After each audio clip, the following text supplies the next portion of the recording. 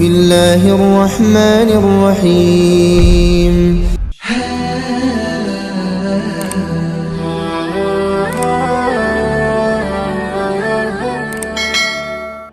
Assalamualaikum warahmatullahi wabarakatuh. Alhamdulillahi rabbil alamin. Allahumma salli ala sayyidina Muhammad wa ala ali sayyidina Muhammad. Sahabat beriman yang dirahmati Allah, ada dua sholat yang sangat diagung-agungkan oleh Allah Subhanahu wa ta'ala, yaitu sholat subuh berjamaah dan sholat sunnah tahajud di waktu sepertiga malam. Sholat sunnah tahajud adalah sholat sunnah yang dikerjakan di malam hari atau di waktu sepertiga malam setelah kita terbangun dari tidur. Sholat tahajud dikerjakan setidaknya 2 rakaat dan sebanyak-banyaknya tidak terbatas, sesuai dengan kemampuan kita masing-masing. Dan ketahuilah sahabat, sholat tahajud merupakan kehormatan bagi seorang muslim karena dapat mendatangkan kesehatan, menghapus dosa-dosa yang dilakukan pada siang hari, dan dapat menghindarkan kita dari kesepian di alam kubur kelak. Dan tentunya masih banyak keutamaan yang lain dari sholat sunnah tahajud ini, seperti diangkatnya derajat kita oleh Allah Subhanahu wa ta'ala menuju tempat yang terpuji di hadapannya, serta kita pun akan diberikan jalan keluar dan solusi dari setiap permasalahan yang sedang kita hadapi, serta kita dapat meraih ridho, rahmat dan magfirah dari Allah Subhanahu wa ta'ala. Serta masih banyak lagi keutamaan yang lainnya dari keutamaan dan keistimewaan sholat sunnah tahajud ini. Dan Rasulullah Shallallahu Alaihi Wasallam pernah bersabda, sholat tahajud adalah sarana untuk mendapatkan keridhaan dari Allah Subhanahu wa ta'ala, kecintaan para malaikat, sunnah para nabi, cahayanya pengetahuan, dan pokok keimanan, serta selalu mendapatkan rezeki yang sangat luas dan terkabulnya doa-doa. Sahabat yang dirahmati oleh Allah, dengan banyaknya keutamaan sholat sunnah tahajud ini, maka jangan kita sia-siakan hanya melakukan sholat sunnah tahajud saja.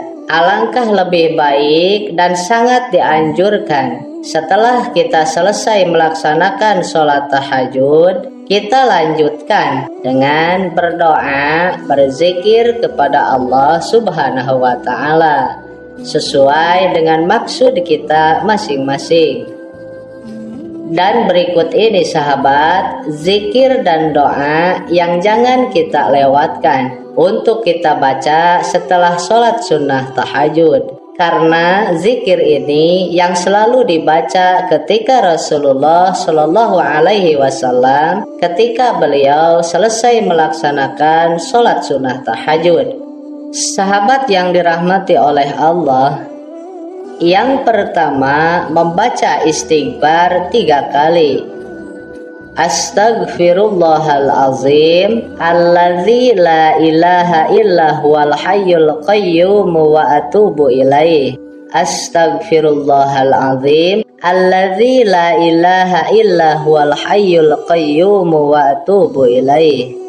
Astaghfirullahalazim alladzi la ilaha illa huwal hayyul qayyum wa atubu ilaih.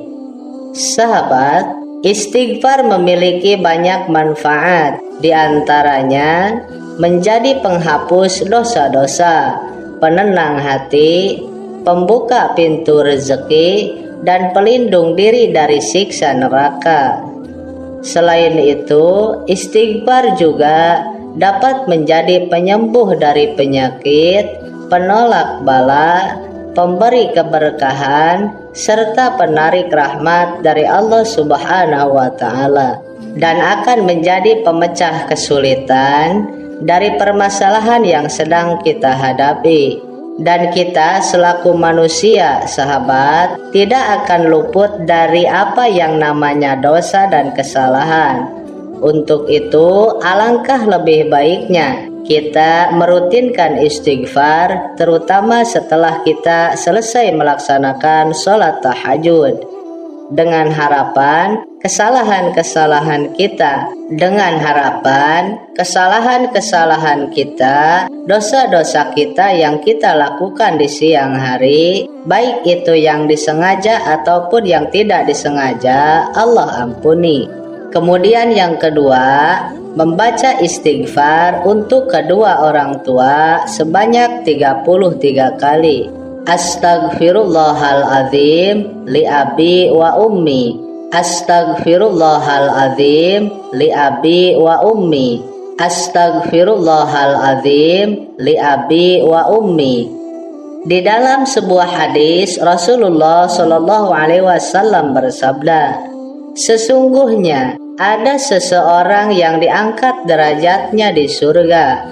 Kemudian dia bertanya, bagaimana aku bisa mendapatkan ini? Maka dikatakan kepadanya, berkat istighfar dari anakmu untukmu. Hadis riwayat Ibnu Majah. Jadi sahabat, kita selaku seorang anak, jika orang tua kita sudah meninggal, maka ketika kita membacakan istighfar untuk kedua orang tua kita, maka insya Allah orang tua kita di alam kuburnya akan diberikan ketenangan oleh Allah Subhanahu wa Ta'ala, akan diberi kenyamanan oleh Allah Subhanahu wa Ta'ala karena istighfar kita, sehingga dosa-dosa orang tua kita Allah ampuni dan ringankan. Kemudian apabila orang tua kita masih hidup, ketika kita seorang anak beristighfar untuk kedua orang tua kita, maka orang tua kita, dosa-dosa yang dilakukan oleh orang tua kita di kesehariannya, baik itu yang disengaja ataupun yang tidak disengaja, insya Allah akan Allah ampuni berkat istighfar kita seorang anak untuk kedua orang tuanya. Kemudian yang ketiga, membaca surah Al-Ikhlas sebanyak 3 kali. Bismillahirrahmanirrahim. Qul huwallahu ahad, Allahus somad, lam yalid wa lam yulad, wa lam yakul lahu kufuwan ahad. Sahabat, meskipun surah Al-Ikhlas ini tergolong surah yang pendek karena hanya terdiri dari 4 ayat saja, akan tetapi surah Al-Ikhlas ini memiliki kedudukan yang tinggi dibandingkan dengan surah-surah lainnya. Bahkan kedudukannya disamakan dengan sepertiganya Al-Quran. Jadi apabila kita membaca surah Al-Ikhlas ini sebanyak 3 kali, maka insya Allah kita seolah-olah dinilai telah menghatamkan 1 tamatan Al-Quran. Dari Ibnu Abbas bin Malik radhiyallahu ta'ala anhu bahwa Rasulullah Shallallahu Alaihi Wasallam telah bersabda, barang siapa membaca surah Al-Ikhlas sebanyak 1 kali, maka seolah-olah ia telah membaca sepertiga Al-Quran. Dan barang siapa membaca surah Al-Ikhlas 2 kali, maka seolah-olah ia telah membaca 2/3 Al-Quran. Dan barang siapa membaca 3 kali, maka seolah-olah ia telah membaca seluruh Al-Quran. Barang siapa membacanya sebanyak 11 kali, maka Allah membangunkan untuknya rumah di surga yang terbuat dari intan merah. Kemudian yang keempat, membaca sholawat 100 kali. Sahabat, untuk 8 sholawatnya itu bebas sesuai apa yang kita ketahui. Adapun sholawat yang pendek, semisal Allahumma sholli ala sayyidina Muhammad wa ala ali sayyidina Muhammad, maka kita baca sebanyak 100 kali. Dan perlu kita ketahui sahabat, Dengan kita memperbanyak membaca sholawat kepada baginda Rasulullah Shallallahu Alaihi Wasallam, maka kesempatan untuk kita meraih kebahagiaan di akhirat itu sangatlah besar. Karena kunci kebahagiaan di akhirat adalah syafaat dari Rasulullah Shallallahu Alaihi Wasallam. Kemudian yang kelima, membaca doa sapu jagat sebanyak 41 kali. Rabbana atina fid dunya hasanah wa fil akhirati hasanah wa qina adzabannar. Dibaca sebanyak 41 kali. Khasiat dari membaca doa sapu jagat ada 3 poin yang utama. Yang pertama, permohonan kebaikan di dunia. Yang kedua, permohonan kebaikan di akhirat. Dan yang ketiga, permohonan dijaga dari siksa api neraka. Dan di dalam Al-Quran sendiri dijelaskan, di dalam surah Al-Baqarah ayat 201, bahwasannya doa ini dipanjatkan untuk memohon kebaikan, keselamatan dan keberkahan dari Allah Subhanahu wa Ta'ala. Dan kita sahabat selaku umat muslim menginginkan kehidupan yang bahagia, menginginkan kehidupan yang baik ketika hidup di dunia dan tentunya ketika nanti di akhirat. Untuk itu doa sapu jagat ini mengurung kebaikan dunia dan akhirat yang dapat membuat kita merasakan kebahagiaan di dunia dan di akhirat kelak. Sahabat yang dirahmati oleh Allah, itulah 5 zikir dan doa yang selayaknya harus kita rutinkan dan jangan sampai tertinggal dibaca setelah selesai melaksanakan sholat sunnah tahajud. Maka insya Allah jika kita bisa merutinkannya, kebaikan dunia, kebaikan di akhirat akan kita raih.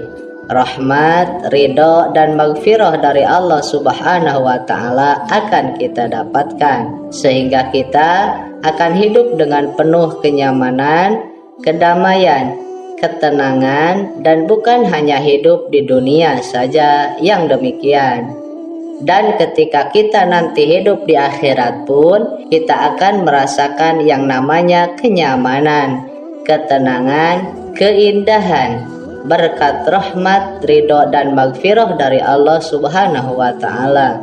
Wallahu a'lam bishawab. Demikianlah sahabat yang bisa disampaikan. Semoga bermanfaat untuk kita semua. Amin ya rabbal alamin. Akhirul kalam. Wassalamualaikum warahmatullahi wabarakatuh.